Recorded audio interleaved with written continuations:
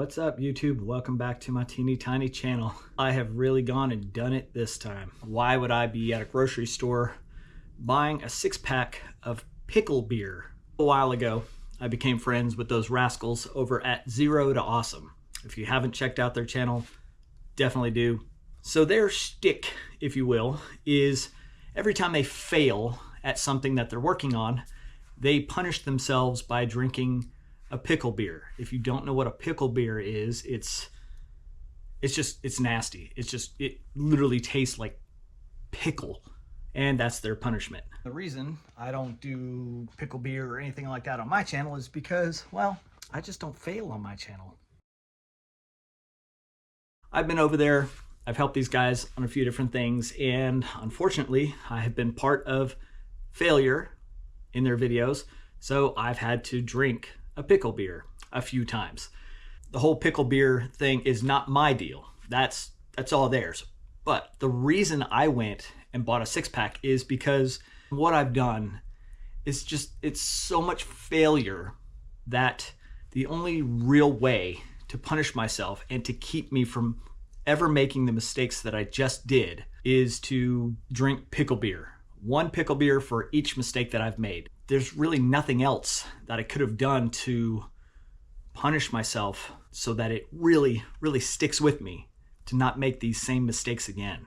So let's take a quick journey to the side of the house and I will show you what I've done.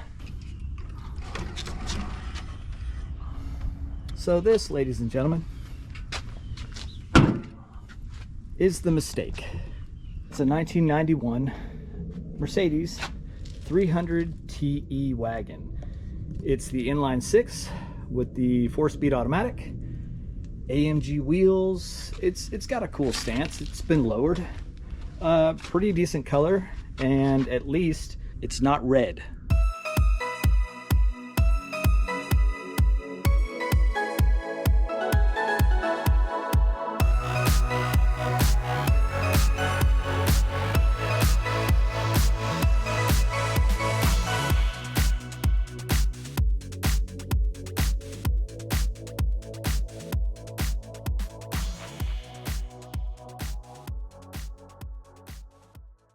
How is it a mistake? Did I not mean to get this car? So I had my 69 Volkswagen Beetle for sale for a long time, and for whatever reason, it wasn't selling. Wasn't really getting any hits on it. So I decided I would look around and see maybe I could just trade it for something. I've traded cars in the past and, gotten into some cool stuff.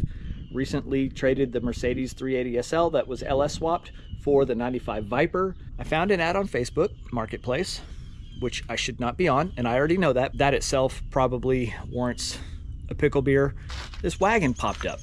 Now, I'm a huge fan of 80s and 90s cars. This is a 1991, and it just, with the AMG wheels and the stance and everything, it looked cool. It caught my eye, so I started reading through the ad. And I just put it out there to the seller. Hey, are you possibly interested in a 69 VW Bug? And lo and behold, he was. So typically when I buy and sell cars, I do it a certain way, and I normally always kind of stick to the plan. So first mistake, I did not ask for more pictures than what was already posted or a walk around video.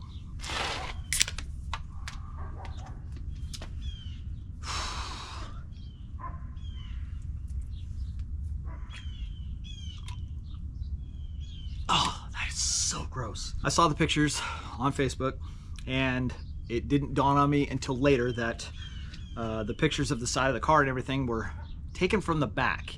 So there wasn't really one of the front of the car. I started doing a Google search and found another ad for this exact car that was posted, I guess, a couple years prior. It, for some reason, was still showing up, and there were a ton of pictures of the car in that ad. So I started going through. Car looked great. I didn't think much of it. Let's do it. Let's trade. We met about 2 hours from our homes. Car came in on a trailer. I had mine on a trailer, and I started looking at the car. Right away, I noticed issues. I was told by the seller that the hood had kind of faded and would probably need to be repainted. No big deal. I'm okay with that. You know, I'm happy to take on that project and try it myself. What I was not told was the two front fenders, a little bit of damage. So right away I noticed there's a ding right here and here. Is it horrible? No, it could probably be popped out pretty easily. Okay, I wished I'd known about it. Come around to the other side here. Then there's this.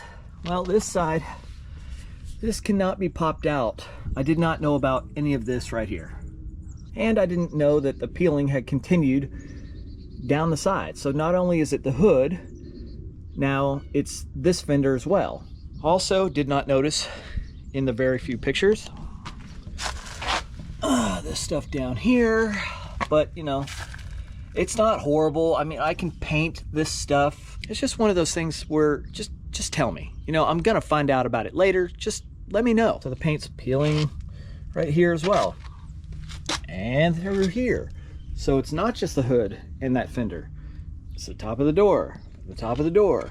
Oh, look, it continues down here too. Clear coat is peeling off of all of this. I did not ask for more pictures and a walk around video, and the seller did not willingly disclose those things to me. So I touched on my second mistake already, which was I went and Googled the car and found that ad, and that ad had a ton of pictures. Well, I just looked through that ad, which is like 2 or 3 years old, and looked at all those pictures. They looked good. I assumed the car still looked the same. Definitely did not look like these pictures. I can't believe I did that. I'm still kicking myself. I cannot believe I screwed that up. Always make sure you get the most recent pictures, and if you see an older ad, do not assume that the car still looks the same. Cheers.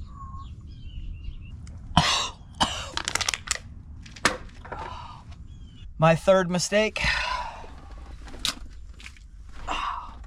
I never actually talked to the seller, like had a real conversation on the phone. One of my rules when I sell a car is, you know, if somebody's interested in it, they got to send me their phone number because I'm going to call them.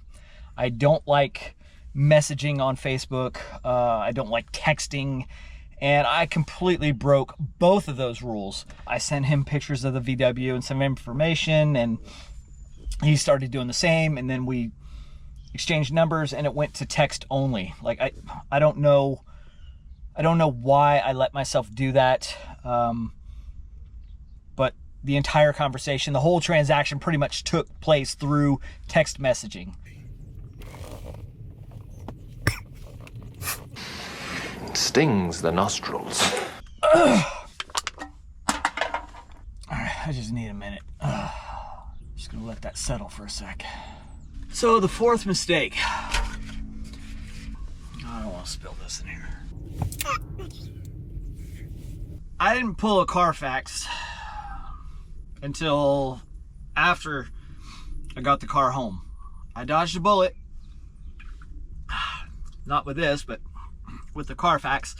A minor bump up front, but no accidents, you know, no salvage title or any of that crap. I guess that's one silver lining.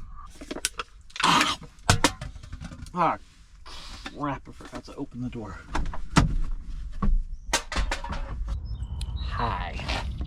Oh, man down, cans down. Where was I? So I started Googling this car, the Mercedes 300 TE wagon. So I started Googling it and like looking up pictures, and just like some of the pictures I found of these cars were awesome. AMG versions, and they just look super cool. So I was looking at these cars that were just painted nice and done, and then, oops, I gotta wash this. So I was looking at cars that were nice and just thinking like, oh, the car I get is gonna be pretty nice too, and I can just do nothing to it and just get in and drive and cruise and show it off. And that is not the case. I have to go through this and do a lot of cleaning and some painting and a lot of cleaning. 1, 2, 3, 4, 5. So another mistake I made. I wonder how much alcohol is in this. Let's see. 12 ounces. That's a lot of alcohol. So the last mistake, probably the biggest one. Yeah, I loaded up a car and drove 2 hours to get to meet the guy. Like, the car was still strapped down on a trailer, and I could have walked away. I could have said, you know what? I could have said, pass. I don't want it. I didn't know about the dents and the paint, but I didn't. I unloaded my car, he unloaded his, and we did the deal. We shook hands and thank you, sir.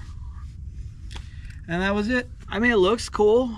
It's, besides from the paints, I mean, it drove onto the trailer, and then it backed off the trailer and backed into here, right here. So it works. Tell me what to do, internet. What do I do with this? What do I do with you?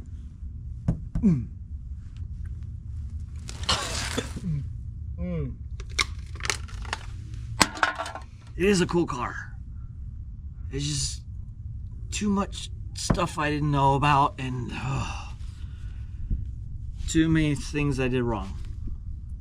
Thank you, Pickle Bears, for teaching me a lesson.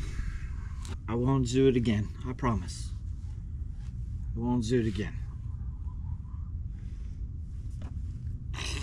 Oh, I got a tattoo. Stay hungry, stay foolish.